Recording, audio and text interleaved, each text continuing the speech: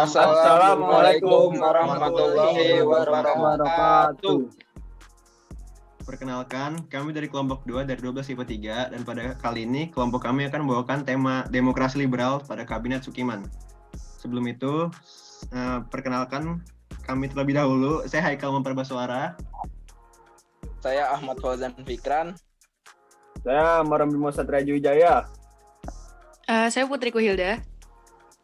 Saya Syalendra. Saya Zahra Prilia. Oke, mari masuk ke materinya. Jadi, Kabinet Sukiman dan Suwiryo ini itu berasal dari Partai Masyumi. Apa sih Partai Masyumi?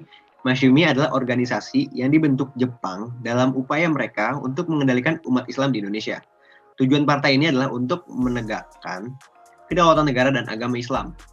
Terus, Kabinet Sukiman dan Suwiryo ini berlangsung selama kurang lebih 1 tahun, dari 26 April 1951 hingga 3 April 1952.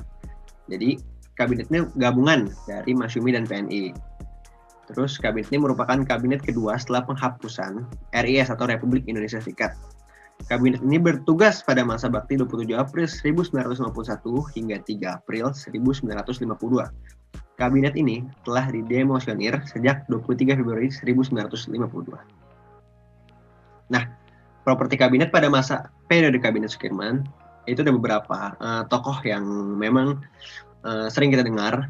Yang pertama itu ada Sukiman Wiryo Sanjoyo sendiri sebagai Perdana Menteri, kemudian wakilnya itu Raden Suwiryo dan Ahmad Subarjo sebagai Menteri Luar Negeri. Latar belakangnya itu yaitu Kabinet Natsir dinilai gagal dalam menjalankan roda pemerintahan dan mendapat mosi tidak percaya dari pemerintah. Akhirnya, tepat pada tanggal 21 Maret 1951, Perdana Menteri Natsir mengembalikan mandat kepada Presiden.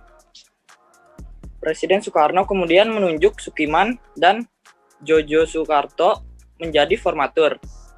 Walaupun mengalami sedikit kesulitan, namun pada akhirnya Sukiman dan Jojo Sukarto berhasil membentuk kabinet koalisi antara Masyumi dengan PNI dan beberapa partai kecil. Kabinet ini lebih dikenal dengan sebutan Kabinet Sukiman. Yang kedua, kinerja baiknya.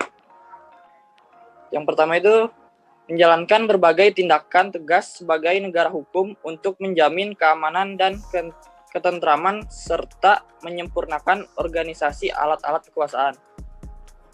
Kedua, mengusahakan kemakmuran rakyat dan memperbarui hukum agraria agar sesuai dengan kepentingan petani.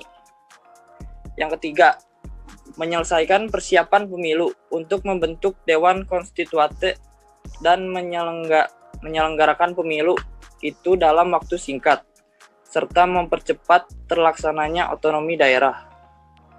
Yang keempat, menjalankan politik luar negeri secara bebas, aktif, serta memasukkan Irian Barat ke dalam wilayah RI secepatnya. Yang kelima, menyiapkan undang-undang tentang pengakuan serikat buruh, perjanjian kerjasama, penetapan upah minimum, dan penyelesaian ada kinerja buruk dari periode Sukiman. Yang pertama, hubungan Sukiman dengan militer kurang baik, tampak dengan kurang tegasnya tindakan pemerintah menghadapi pemberontakan di Jawa Barat, Jawa Tengah, Sulawesi Selatan. Yang kedua, ada krisis moral yang ditandai dengan munculnya korupsi yang terjadi pada setiap lembaga pemerintahan dan kegemaran akan barang-barang mewah. Yang ketiga, pertukaran nota keuangan antara Menteri Luar Negeri Indonesia Subarjo dengan Duta Besar Amerika Serikat Mary Cochrane mengenai pemberian bantuan ekonomi dan militer dari pemerintah Amerika Serikat kepada Indonesia berdasarkan Ikatan Mutual Security Act atau MSA, di mana di dalam MSA terdapat pembatasan kebebasan politik luar negeri RI karena RI diwajibkan untuk memperhatikan kepentingan Amerika. Yang keempat, masalah Irian Barat belum juga teratasi. Lalu ada program kerja Kabinet Sukiman. Yang pertama, menjalankan tindakan-tindakan yang tegas sebagai negara hukum untuk menjamin keamanan dan ketentraman serta menyempurnakan organisasi alat-alat kekuasaan negara. Yang kedua, membuat dan melaksanakan rencana kemakmuran nasional dalam jangka pendek untuk meningkatkan kehidupan sosial dan perekonomian rakyat serta memperbaharui hukum agraria sesuai dengan kepentingan petani. Yang ketiga, menjalankan politik luar negeri yang bebas dan aktif, serta menuju perdamaian dunia menyelenggarakan hubungan antara Indonesia dengan Belanda yang sebelumnya berdasarkan asas Unistau menjadi hubungan berdasarkan perjanjian internasional biasa. Mempercepat peninjauan kembali persetujuan hasil konferensi meja bundar, serta meniadakan perjanjian-perjanjian yang pada kenyataannya merugikan rakyat dan negara. Berikut adalah pendapat kami mengenai demokrasi liberal. Pendapat yang pertama, 1. Bisa terjadi tingginya keindividualitasan seseorang. 2. Dapat terjadi kekuasaan yang dapat dimonopoli. Dan ketiga, dapat terjadi konflik semakin sering bermunculan. Nah, jika Indonesia masih bersifat liberal, mungkin semakin banyak negara-negara bagian yang kesejahteraannya pun tidak terjamin di Indonesia. Terjadi semakin banyak sikap seperti etnosentrisme, mungkin akan muncul gerakan-gerakan separatis di negara bagian yang berpikir bahwa ia adalah negara bagian yang kuat. Maka dari itu, kami rasanya kurang setuju jika seluruh demokrasi liberal diaplikasikan di negara Indonesia. Pendapat yang kedua, itu kebebasan individu dijunjung tinggi, kekuasaan pemerintah dibatasi, tingkat pendapatan penduduk yang tinggi, dan kontrol sosial dalam pers. Menurut kami, sistem demokrasi liberal tidak cocok digunakan di Indonesia karena tidak sesuai dengan nilai-nilai Pancasila yang telah dianut oleh Indonesia.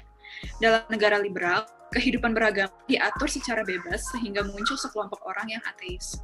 Hal tersebut tentunya bertentangan dengan nilai-nilai yang terkandung dalam sila pertama, di mana bangsa Indonesia mengakui adanya nilai-nilai ketuhanan. Yang terlalu bebas dan tidak dapat dikontrol oleh pemerintah dalam demokrasi liberal dapat menjadikannya mudah disetir oleh kepentingan tertentu dan menyalahgunakan kewenangannya untuk memanipulasi masyarakat. Menurut kami, masyarakat Indonesia masih banyak yang belum mampu menggunakan kebebasan mestinya. Dalam suatu negara demokrasi liberal, juga bukanlah sesuatu yang mengherankan jika terjadi kesenjangan sosial. Hal tersebut terjadi karena kaum kapitalis yang menguasai modal mengeksploitasi para pekerja. Pertumbuhan ekonomi kita yang belum rata ini akan semakin diperlukan dalam demokrasi liberal. Nah, menurut kami, masyarakat Indonesia masih banyak yang belum mampu menggunakan kebebasan ini dengan semestinya. Buktinya itu terlihat di mana ketika masa reformasi yang sekarang ini dianggap lebih baik daripada demokrasi liberal, masih belum mampu menggiring masyarakat untuk lebih memaknai adanya kebebasan. Ketika yang lebih baik saja belum mampu, apalagi yang tidak jauh lebih baik. Nah, lalu di dalam suatu negara juga demokrasi liberal bukanlah suatu hal yang mengherankan ketika terjadi kesenjangan sosial, terutama antara si kaya dan si miskin. Hal tersebut terjadi karena kaum kapitalis yang menguasai modal mengeksploitasi para pekerja.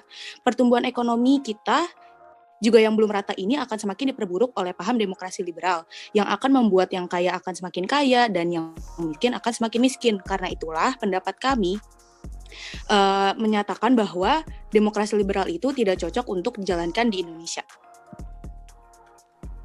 Itulah dia presentasi dari kami. Kurang lebihnya mohon maaf.